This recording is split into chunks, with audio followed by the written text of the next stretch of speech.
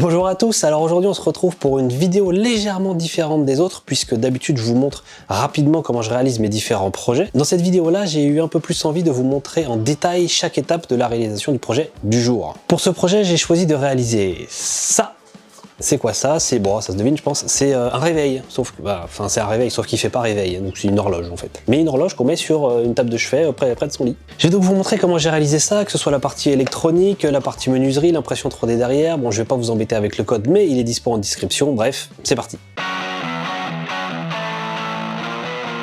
Alors dans ce genre de projet, je commence toujours par faire un prototype du circuit électronique, ça me permet de tester la faisabilité du projet et en même temps ça me permet de développer tout le code qui va avec. Mais pour faire un prototype, il faut des composants, ils sont justement là devant moi. J'ai tout d'abord un ESP8266, c'est le cerveau du circuit, c'est lui qui recevra le code et qui pilotera tous les autres composants. J'ai aussi un module RTC, j'en avais utilisé un dans la Word Clock que je vous mets juste là. C'est un petit module qui, une fois réglé, me donnera l'heure, tout simplement. J'ai ensuite deux petits boutons poussoirs ici avec leur résistance, c'est des boutons qui serviront à régler l'heure, même si normalement ils ne sont pas censés servir, mais on en reparle juste après. J'ai après un petit capteur de luminosité, l'idée ici c'est de régler la luminosité de l'afficheur en fonction de la luminosité ambiante parce que l'idéal c'est d'avoir une luminosité assez élevée la journée pour bien voir l'heure qu'il est, mais surtout avoir une luminosité assez basse la nuit pour pas éclairer toute la pièce. Donc ce petit capteur servira pour ça et tout ça donc de manière automatique. Et en parlant d'afficheur, il est juste ici, c'est donc un afficheur 7 segments, enfin avec 4 fois 7 segments plus des petits points qui bon serviront pas tous mais ils sont là. Et l'avantage de ce module c'est qu'il est très simple à piloter avec le ESP8266 puisque justement derrière on a un petit circuit imprimé qui permet de réduire le nombre de broches pour piloter tout ça d'une trentaine à juste 5, donc c'est super pratique.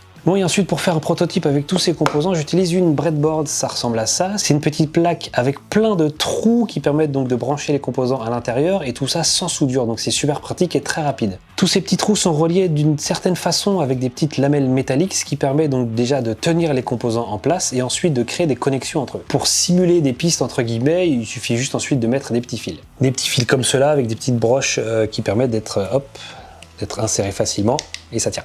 Alors voilà à quoi ressemble le prototype du réveil qui n'est pas un réveil. Alors le principe est toujours le même, c'est-à-dire que chaque composant ici est relié à l'alimentation et d'un autre côté est relié à l'ESP8266 pour pouvoir être piloté par lui-même ou alors lui envoyer des informations. Ce prototype m'a donc permis de développer le code qui permet de faire fonctionner tout ce petit monde et donc si je le branche à une petite source d'alimentation directement sur l'ESP, ça s'initialise, c'est un petit peu long et ensuite paf, voilà, j'ai l'heure qui s'est réglée toute seule, il n'y a rien dans le code qui dit il est telle heure. Comment ça a fonctionné? Je vous ai dit tout à l'heure que les petits boutons n'étaient pas censés servir, et bien c'est parce que le ESP8266 intègre une puce Wi-Fi et donc grâce à ça, via le code, je peux connecter cet ESP à internet et donc d'aller chercher l'heure qu'il est en ce moment directement en ligne, donc c'est super pratique. Et donc les boutons sont juste là en cas de backup, si jamais la connexion Wi-Fi n'est pas disponible par exemple, ça permet de régler l'heure manuellement. Bon, maintenant qu'on a un proto fonctionnel, c'est quoi la suite? Eh bien c'est un peu de modélisation 3D, alors bon, c'est pas une étape obligatoire, mais moi je préfère en faire une, et plusieurs raisons à ça. Déjà pour voir l'objet en 3D et de se rendre compte d'éventuels problèmes, moi je préfère me rendre compte de ces éventuels problèmes de conception à la conception justement plutôt qu'à la fabrication.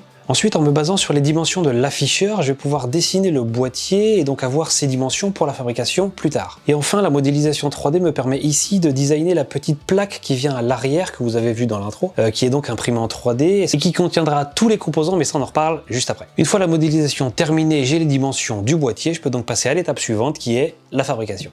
Ce boîtier sera donc composé de 4 planches assemblées à 45 degrés. Pour ça, je vais utiliser cette planche de lamellé collé trouvable en GSB. Je crois que c'est du hêtre. Cette planche fait 18 mm d'épaisseur, alors c'est trop pour ce projet parce que l'objet au final étant assez petit, d'avoir 18 mm de bois tout autour de l'afficheur, je pense que ce ne sera pas très esthétique. Le but ici est donc de découper des morceaux un peu plus grands que les dimensions finales pour ensuite tout raboter pour atteindre environ 10 mm d'épaisseur et ensuite tout recouper aux dimensions finales.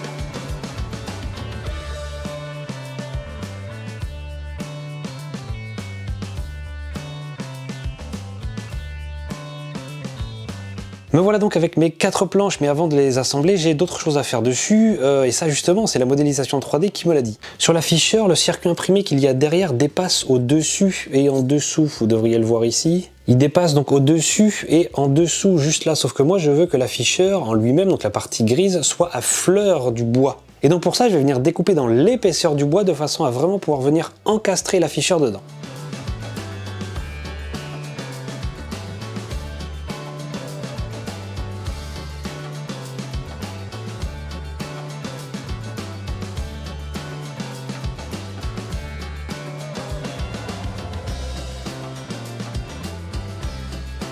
Bon, bien voilà ce que ça donne, comme ça au moins tout sera bien calé et ce sera plus propre. J'ai fait presque la même chose sur les petits morceaux, en fait là j'ai juste une rainure sur chacun des morceaux. Pourquoi j'ai ça ici et j'ai pas ça au même niveau? Je sais pas si vous voyez.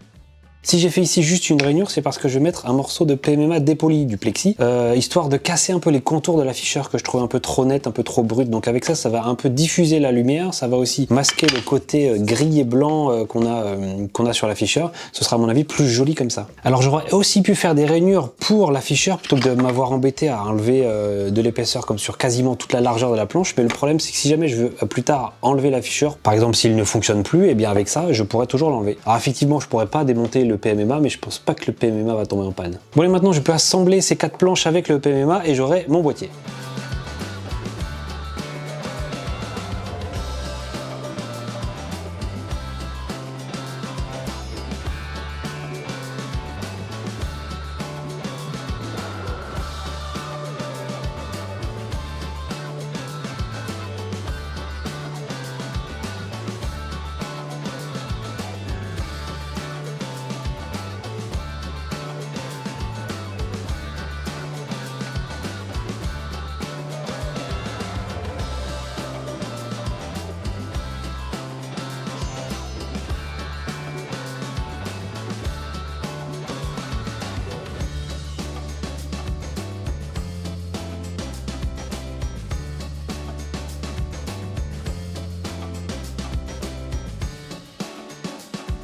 Les 2 morceaux de bois que je viens d'ajouter à l'intérieur ici, qui tiennent pour l'instant avec des pinces, le temps que la colle sèche, c'est 2 petits morceaux de bois qui serviront de butée pour la fameuse petite plaque qui vient refermer le boîtier de façon à ce qu'elle n'aille pas trop loin. Et cette plaque aura pile poil la bonne taille pour qu'elle vienne juste s'encastrer dans le boîtier sans aucune vis ni colle ni rien du tout. Et pendant que j'assemblais tout ça, l'imprimante 3D a fonctionné et comme ça je me retrouve avec cette pièce, donc c'est la fameuse petite plaque qui viendra donc refermer le boîtier sur laquelle seront fixés tous les composants. Donc pendant que la colle sèche ici pour les 2 petites plaques, je vais passer à l'assemblage de tous les composants là-dessus et passer du prototype au produit final. Hors caméra, j'ai fabriqué ceci, c'est une petite platine avec des pistes en cuivre derrière sur lesquelles j'ai donc installé nos 2 fameux petits boutons avec les résistances et le capteur de luminosité avec aussi sa propre résistance.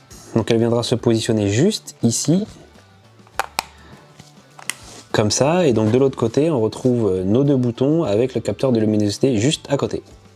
Le SP lui ira juste à côté comme ça, et le petit module RTC viendra lui se fixer juste à côté. Toutes les petites pattes qui dépassent ici ont été ajustées. Alors j'ai dû faire plusieurs tests d'impression pour être sûr que ça fonctionne, mais comme ça ils viendront tous se coincer comme ça dedans et il n'y aura pas besoin de colle ni rien du tout, ça tiendra tout seul. Mais avant de tout fixer, il va falloir que je soude tous les petits câbles, tous les petits fils qui serviront à connecter ensemble tous ces composants et après on s'approchera de la fin. Ah, et j'ai oublié, j'ai aussi le petit connecteur d'alimentation qui viendra se positionner ici, hop, juste à côté de l'ESP.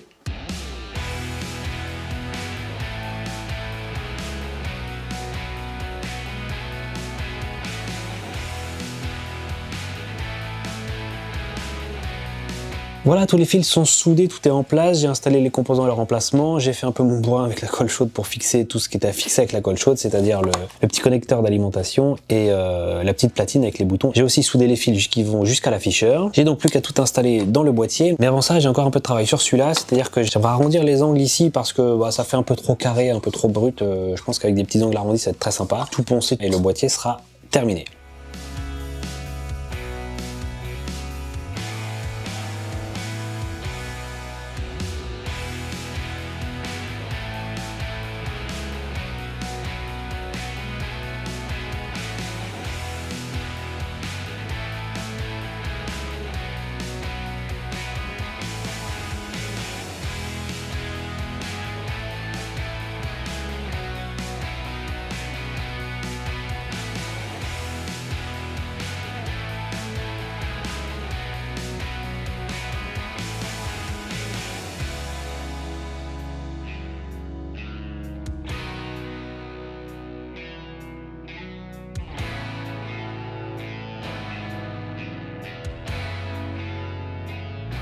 Bon, bien, je crois qu'on est bon, le projet est terminé, je vais le brancher quand même. Alors, il va y avoir un petit point qui va clignoter juste ici, c'est une sorte d'animation pour signaler que l'ESP est en train d'essayer de se connecter au Wi-Fi. Là, l'heure s'est affichée, ça veut dire qu'il a réussi à se connecter. Du coup, il a pu transmettre l'heure qu'il a récupérée sur Internet au module RTC, ça a réglé le module RTC, maintenant c'est le module RTC donc, qui donne l'heure à tout le système. Le Wi-Fi à ce moment-là ne sert plus, c'est vraiment que au branchement. Si jamais je peux donc, avec les deux petits boutons qu'il y a derrière, régler l'heure, donc ici j'ai les minutes et là les heures, avec les deux petits boutons. Avec le petit capteur de luminosité qu'il y a derrière, si je mets mon doigt devant, vous devriez voir que voilà, la luminosité a diminué.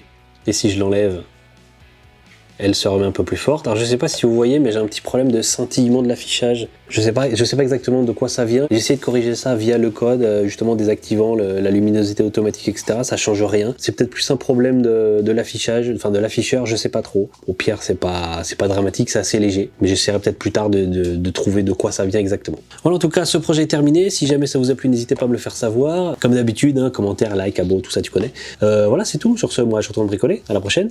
Salut. 3D a fonctionné et donc bla bla bla bla bla bla.